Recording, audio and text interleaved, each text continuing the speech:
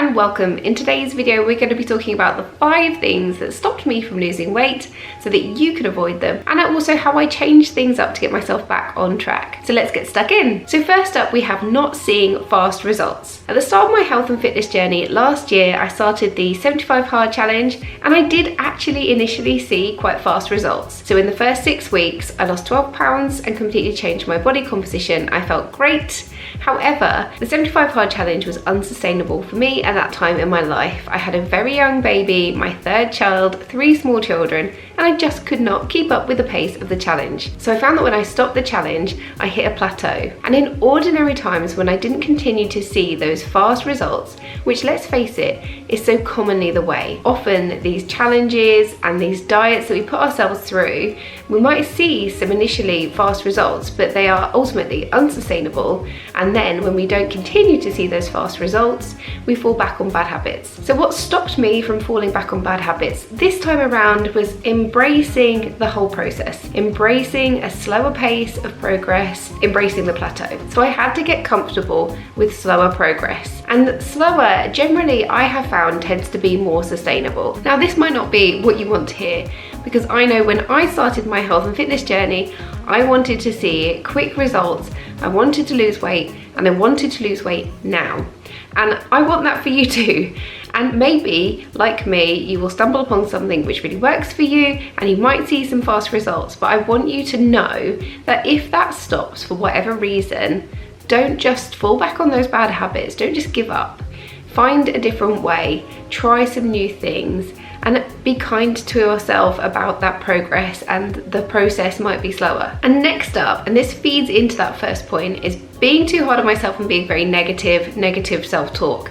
So this was, I think, the number one thing that I changed up that's made the kind of biggest impact on my health and fitness journey this time around. Being more positive, talking to myself positively and kindly. This just makes so much sense. Yet I think we all find it so hard to talk to ourselves kindly. We might be able to talk to our friends and family kindly, but we're unable to give ourselves that kindness. If somebody's shouting at you and berating you about something and screaming at you to do something, you're much less likely to give it your all than if somebody is talking to you really kindly and speaking to you positively and giving you a real pat on the back about getting something done. You're more likely to follow through and do a really good job of it if it comes from a positive place than a negative place. And that is the same for our health and fitness. If you are there telling yourself you must lose weight, you must eat healthier, you are lazy and you are fat and you are sad, then you will feel that way. You will feel really rubbish. If you talk to yourself kindly and you consider what your body has been through, what you have been through to get to where you are today, and you think to yourself that you deserve to feel good, you deserve to be fit and healthy and live a long and happy life, you're much more likely to work towards your health and fitness goals for a longer period of time. Now, even though I have made some really amazing changes to how I talk to myself, to my positivity, I still find myself thinking negatively from time to time. And I just have to keep reminding myself, this is not how I operate anymore. I am not talking to myself negatively. I'm coming from a place of positivity, and I am much more likely to see the results if I do so. So next up, and this has been a really recent one for me, and again, a total game changer, and is not eating enough protein. Now, I have tried higher protein diets in the past, thinking of like the Dukan diet, and again, these have always been kind of restrictive. So they may have been higher protein, but they are still very low calorie. Now, in order to lose weight, you do need to be in a calorie deficit. So you need to be eating less than your body needs to sustain you in order to lose weight. So that is common, simple math. However, that you can eat a lot more protein than I think you realize, and this has been a real game changer for me. I didn't realize quite how much protein I needed. So the sort of levels of protein that I might have been eating, in general calories eating with a Dukan diet, for example, was not enough to sustain me in a calorie deficit. So switching things up, eating more protein has been such a change. I feel so much more full with every meal. I'm getting roughly 30 to 40 grams of protein in each meal. And generally what I've heard is you need to eat about 1 gram of protein for every pound of weight that you want to be. So if you want to end up weighing 140 pounds, then you need to be eating 140 grams of protein in a day. Now, I'm not sure that I'm quite hitting that every day, but my general rule now is to eat between 30 to 40 grams of protein with every single meal. And then I'm finding that I'm not needing to snack as much as well because I'm keeping full between meals. So I am getting around about 120 to 130, I think, grams of protein a day. And that seems to be working for me. Ultimately, I don't want to weigh 120 pounds. I want to end up probably weighing around about 140 pounds. So I probably need to eat a little bit more, and I'm working on that. I'm working on increasing my protein. However, when I look at some of the meals I used to eat, I would maybe not have much protein at all. Like, I'd be lucky if I would get 5 to 10 grams of protein in some of my breakfasts, for example, and that's one meal I've completely switched up. So my breakfasts are much, much higher protein now. I did, at the very start of the year, I bought a high protein meal plan from Laura Try, and I do recommend giving that a go, having a look at it. But it didn't really work for me because it involved having fish or meat for every single meal.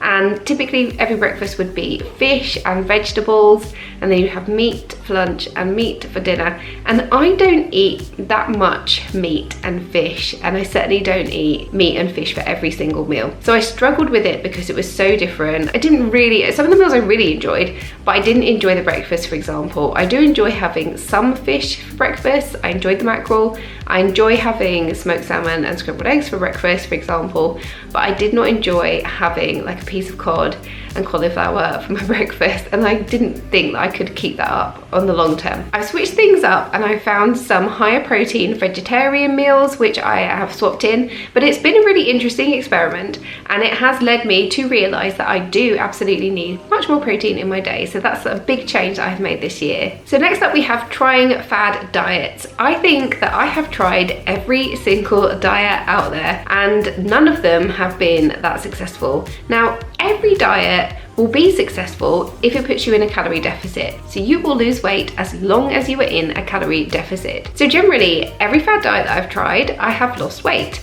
In the first week or two, I've generally speaking lost weight.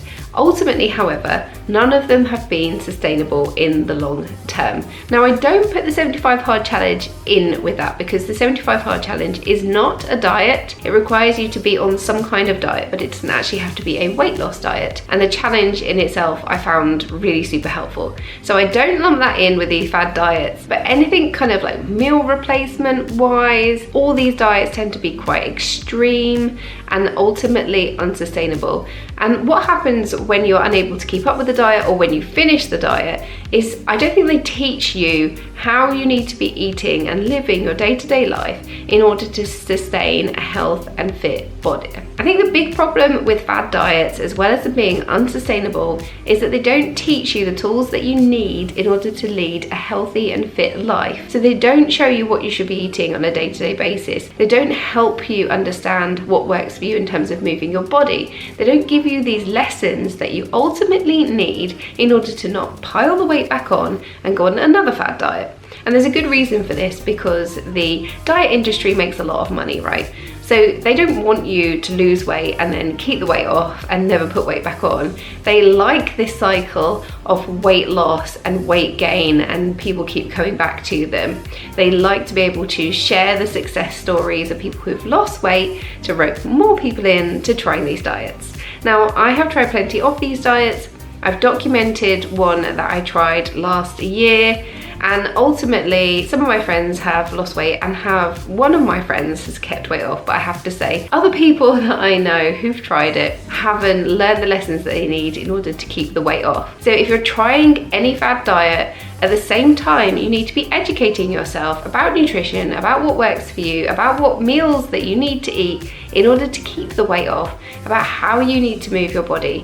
Otherwise, you will just pile the weight back on. And a big thing for me is that any of these fad diets have just made me feel bad about myself. So this loops into that previous point about positivity. No fad diet has ever made me feel good about myself. Just the mere being on a diet has made me feel crappy. So the fact that I feel like I need to be on it has put me in a negative state of mind. So for all of these reasons, it's a big no for me for a fad diet. And then next up we have not switching things up and trying new things. This has been so important to help me get over those weight loss plateaus, so we keep moving forward with my health and fitness journey, is trying new things. Take this year, for example, and trying a higher protein diet. This has been a real lesson for me. I've come to find some really great new recipes, a great new way of eating that I really do feel like I can sustain through the future. So if I had just bought the high protein meal plan from Laura Try and I had given it a go for a week, decided I didn't like it, and then not switch things up myself to find other alternative higher protein meals I liked,